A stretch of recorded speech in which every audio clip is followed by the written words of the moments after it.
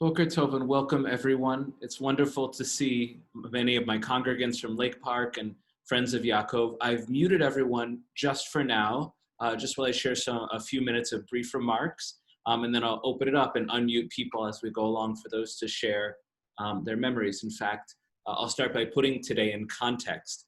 Of course, today this is a memorial for Yaakov Sullivan, Yaakov ben Abraham, Yaakov son of Abraham. His Jewish name. Specifically, we're marking something called the Sheloshim, the end of the 30-day mourning period, which actually was this last Friday. So today really was an appropriate day to do this. And to put the Sheloshim in context, for every Jew who passes away, the mourning period is actually 30 days. And for those who mourn their parents or remember their parents, the reason it's longer for a year is because there's an extra commandment, the mitzvah, to honor one's mother and father. So there's that extra aspect there. So it's very appropriate that we as a community mark and remember and honor Yaakov today after 30 days. And one of the important things about the Sheloshim, or there are two important things. One is that part of our tradition is that when a person passes away, the responsibility of us, the community, is to comfort the family and also to help escort the person who passed away, to help escort their soul going up to heaven.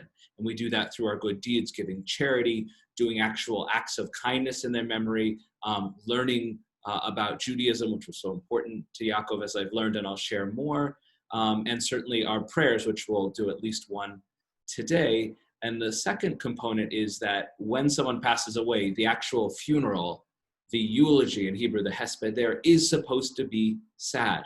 It's supposed to evoke tears. But at Sheloshim, when the formal mourning process is over, we believe that even though we should always remember the person, their journey, or our part with their journey, is essentially over.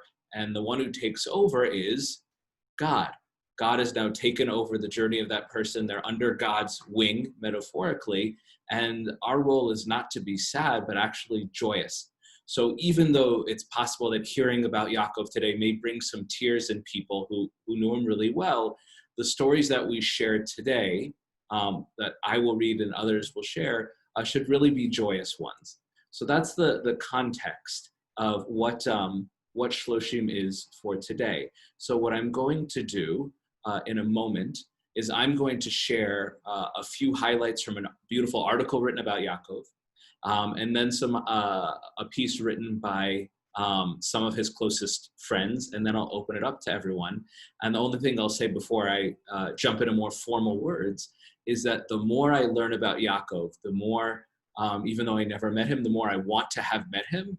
And I realized he was an incredible guy, just actually a good human being, hilarious. I had a personal love in my youth of theater, so I would have loved to share that with him. And I hope that beyond what I read, just hearing from all of you, I'll just get to appreciate him more.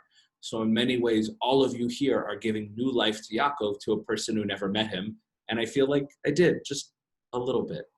So the article, there was one written in Urban Milwaukee, and there were a few very important highlights that I want to emphasize from the article, which all of you may know, but it's important to praise Yaakov for what he did in his life.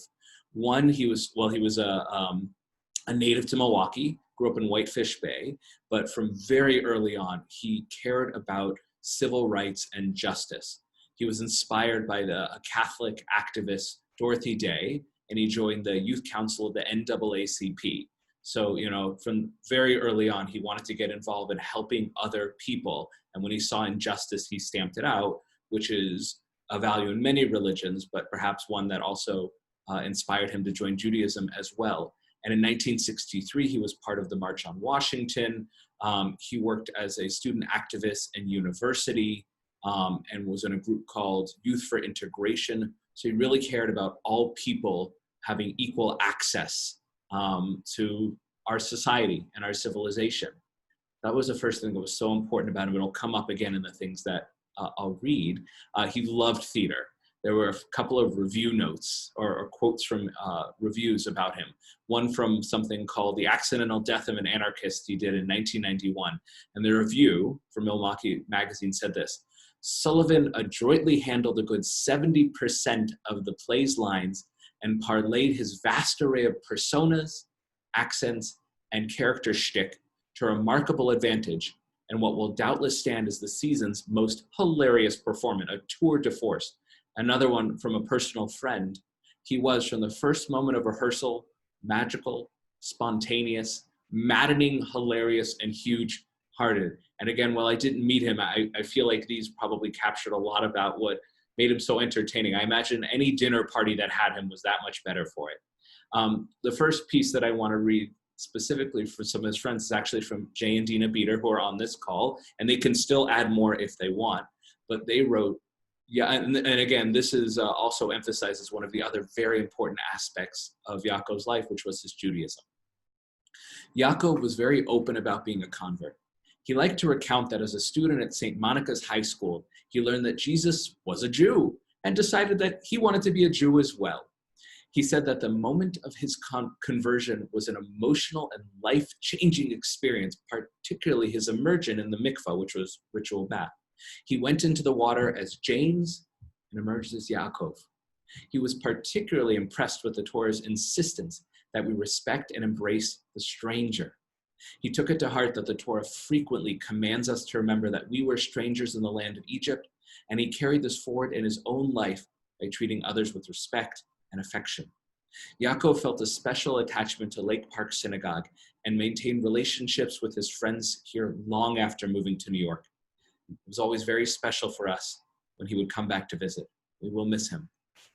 So we'll pause for a moment just to take in the words and the beauty of that and how we touched people and never let go. And one thing I'll add is that recently we had the holiday of the 9th of Av. We remember a great sad day, but the message of that day is, what can we learn from our past that will make us better in the future? And everything I'm learning about Yaakov is he's a perfect example of somebody who we can learn from him.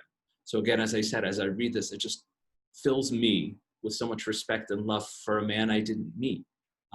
He's an example of someone who you can just learn so much from. This next thing I want to read is a number of selections from a really beautiful piece from one of his friends, Hannah Brooks. And she says, "To remember Yaakov is to remember his joie de vivre.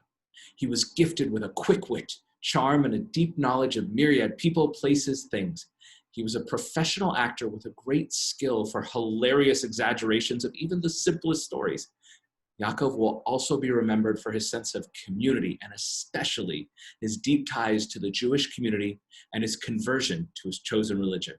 He will be remembered for his long and precious friendships. He did not let his friendships get away from him. He had a profoundly generous spirit and was so ready to give a kind word, an uplifting bon mot, a well-cooked meal, or a gracious welcome. Yaakov held on to so many tiny things like a shard of broken ceramic kept on a shelf as a memento of a group trip to France, or a small card from the retirement party his friends held for him, or the small pair of candlesticks he lit each Friday evening. Old birthday and holiday cards, newspaper clippings, even a simple piece of paper, a receipt of a well-enjoyed meal, was so precious and brought so much meaning to him. It was clear that Yaakov loved every bit of his life and cherished every memory. He was truly bent on squeezing every drop of physical and spiritual life from this day on earth. Yaakov greeted every person, every object, every morsel of food, every glass of wine, every living experience with a simple and pure reverence. Every bit of creation was celebrated. He had a deep awareness of his purpose in life, and this was a devotion to studying, experiencing, and sharing the joy of life, and the joy of his life as a Jew. Yaakov saw, tasted, listened, felt, and freely shared so much of his life. He was the friend who knew how and knew why to sing the Hallelujah, and in his singular way, he taught us to as well. These were, again, truly beautiful words written by his friends, and in fact, it was one of Yaakov's final wishes that a Sheloshim, or a memorial in general, was held at Lake Park Synagogue. Unfortunately, we can't be in person, although, God willing, when we are, I have every intention on a Shabbat to honor and remember him again in person. But while we're here, I'm going to invite people who wish to share a few words. And even if it echoes, and it's the same thing I already read about, That's not the point. The point is that Yaakov can sense this, or tradition believes that he can feel and hear these words. So even if you echo what I already read, what Yaakov cares about is that his friends are just getting a joy, a kick out of talking about him. And you can share a thought. Yaakov was wonderful. He loved this. Or if you have a funny story, and again, this is just praising him and putting the smile on our faces to think about Yaakov. For those who are my congregants, it'll be easier for me to call on you, although for most of you, there's a name there. So what I'll do is ask that anybody who wishes to speak, I'll call on you, unmute you, and then please share anything with the group. And then once everyone who wishes had a chance, we'll sing the 23rd Psalm together, the beautiful Psalm about God escorting someone for the rest of their journey. So I'll pause there, and anybody who wishes to speak, and take a moment and think about it. Either a story or a very brief thought. I see Ken. I'm going to go ahead and unmute you, Ken. And I'll let you know once you're unmuted fully. You just have to unmute on your side. Okay. Ken, please. Thank you. Yeah, I was surprised not surprised really, to learn that Yaakov was on the NAACP marches.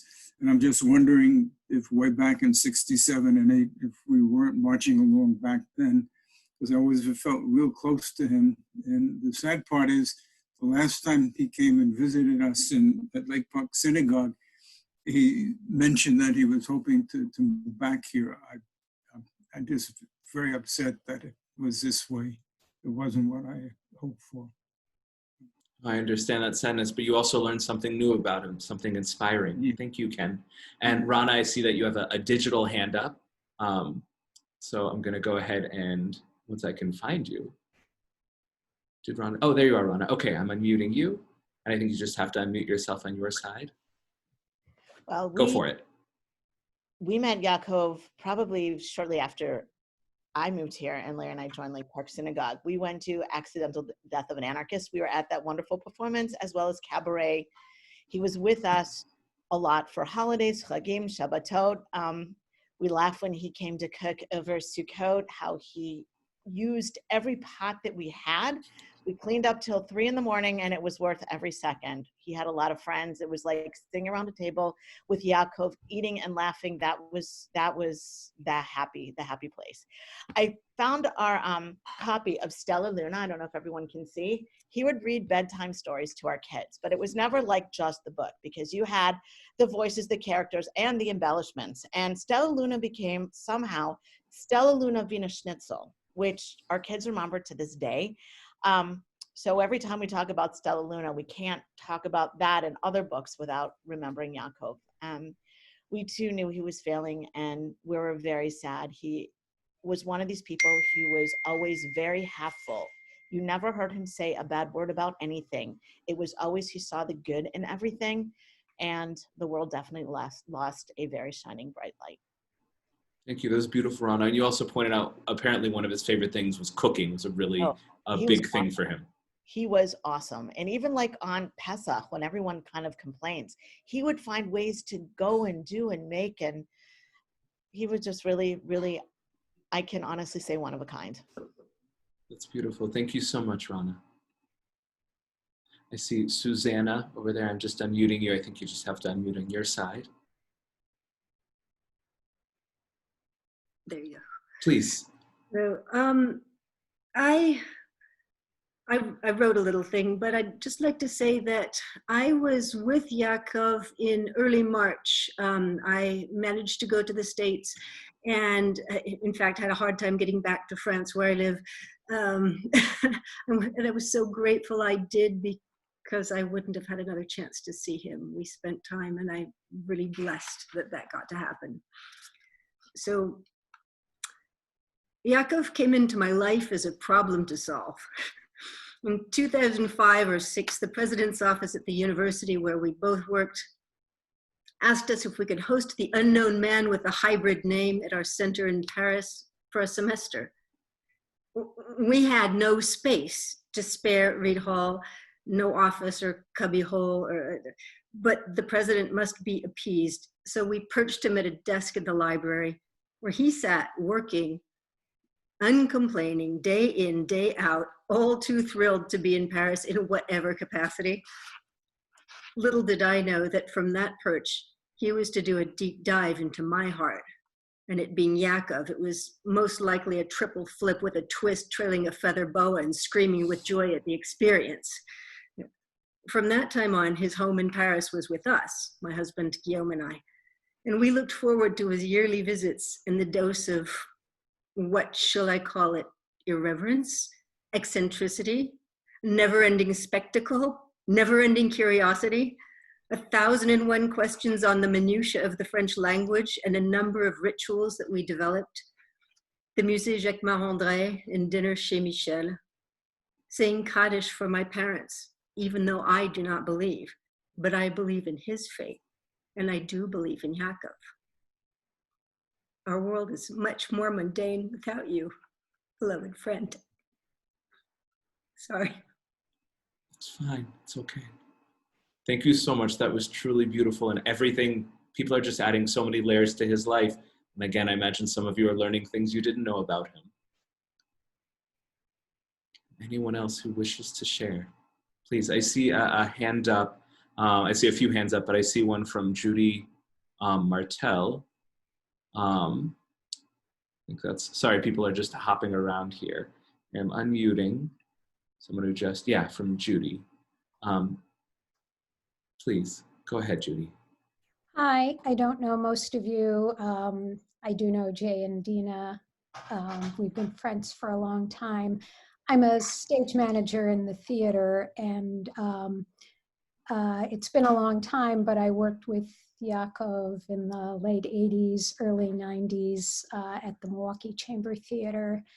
And there aren't a lot of Jewish actors, particularly Jews in the Milwaukee theater community. So we bonded over that. And it was, in particular, it was an Irish play. So that goes to the other part of his background. And we have a lot of mutual friends. I've only seen him very intermittently over in recent years, but I have very warm memories of working with him, and he was a wonderful actor. Beautiful. Thank you so much, Judy. And I saw another hand. It's the only name I see is Mac User. Yep, that is you. I just saw you. Just have to unmute on your side. Hi, I'm so sorry. I don't know how to get my name in it. I'm using my husband's computer. My name is Lynn Wild, and I lived in Milwaukee for many, many years. And Yaakov was one of my closest friends for my entire life. We met in the 80s. I was an actor at Clavis Theater in Milwaukee, and that's when we met. And I was newly divorced, and he and I began cooking Thanksgiving dinner together. So from that time, 1985, up until just a year or two ago, we made Thanksgiving dinner together. I am not Jewish, but I moved heaven and earth every year to make the meal as kosher as I could for Yaakov. And he was very, very forgiving if something wasn't exactly the way it was supposed to be. But we began in those years inviting our friends and single people, and my children grew up just loving that event. We played games, we told stories, and he became just part of the fabric of my life for all this time. And I want to just share one story about him that happened last summer when he was completing his 5 weeks of intensive radiation treatment at Sloan Kettering. I came from Colorado, where I live now, to visit him. And he took me as a final treat to himself and to me to see a production of Swan Lake with at Lincoln Center, which had been on my bucket list for my entire life. And we sat in the mezzanine with an amazing view of the stage.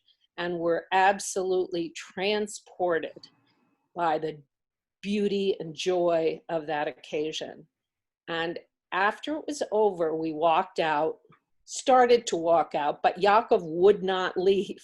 He wanted to look at and adore every photograph of every person who had ever worked at Lincoln Center. There was a in the basement, and they kept shooing people out and saying, you must leave, you must leave.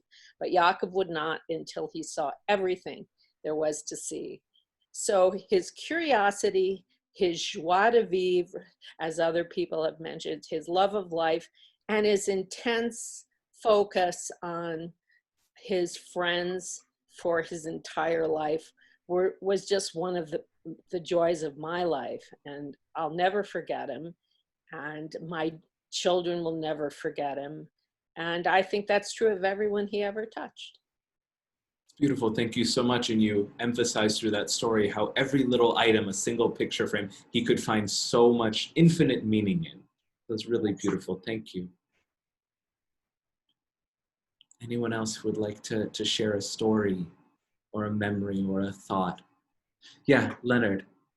Well, I'm unmuting you. Yeah, please, Leonard, go ahead.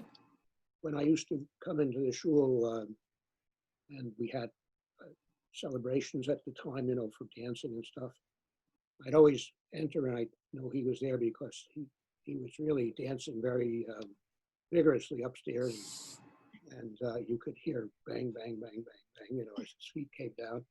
And he was very friendly and a very nice and honest person, and I was happy to know him. Sorry. Also, he often took care of his father, who was, I believe, alive in New York or somewhere like that. And so he was considerate of his family as well as his father.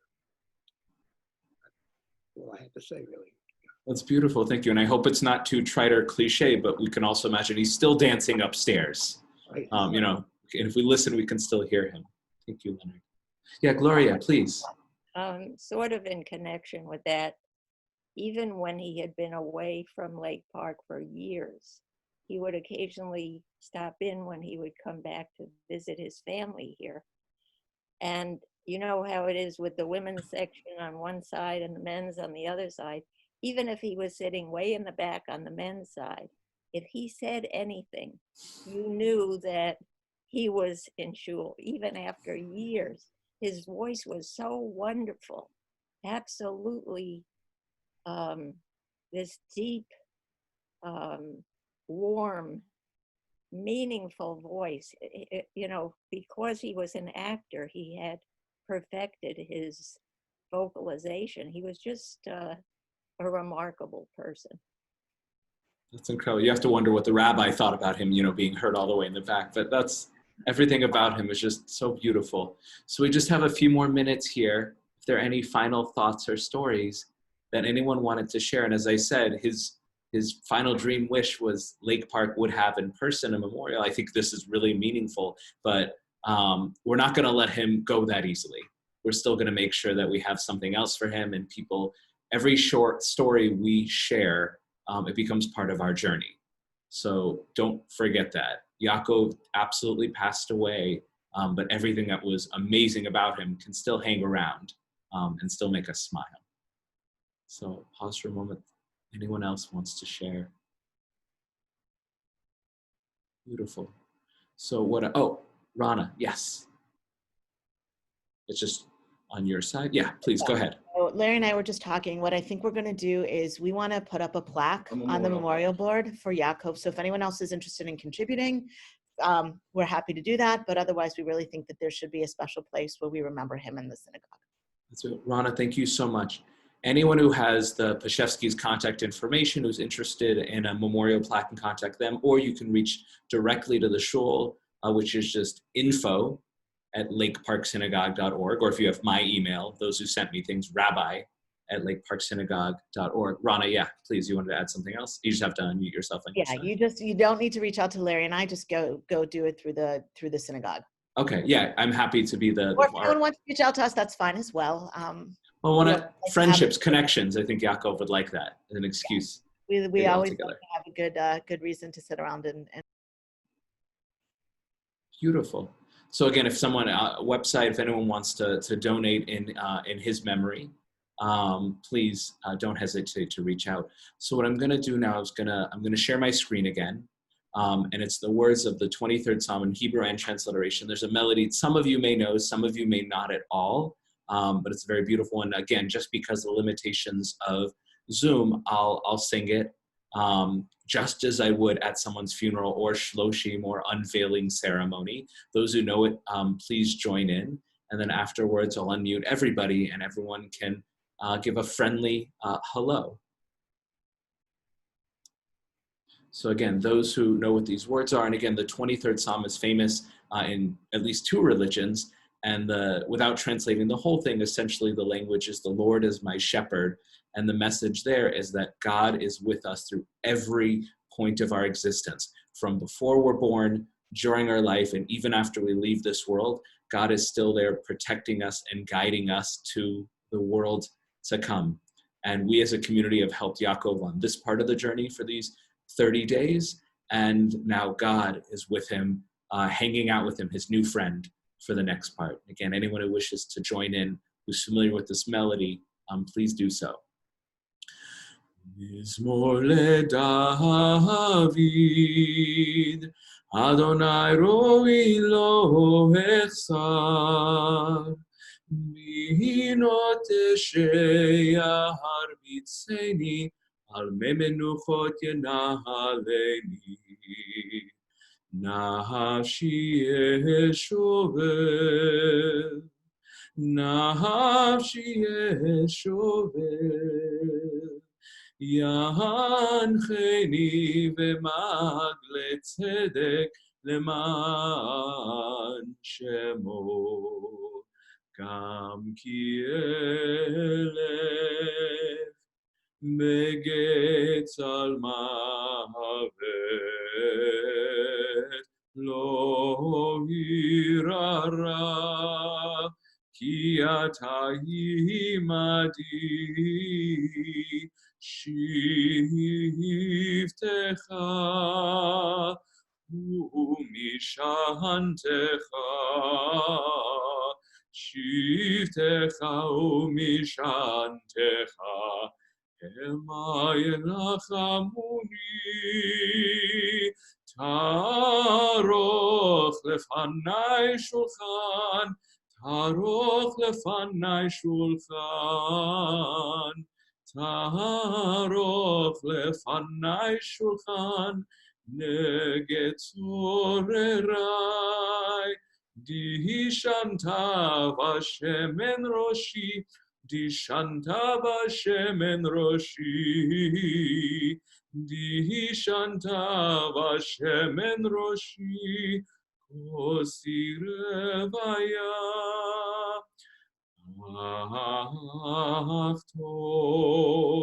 Ach tov v'chesed,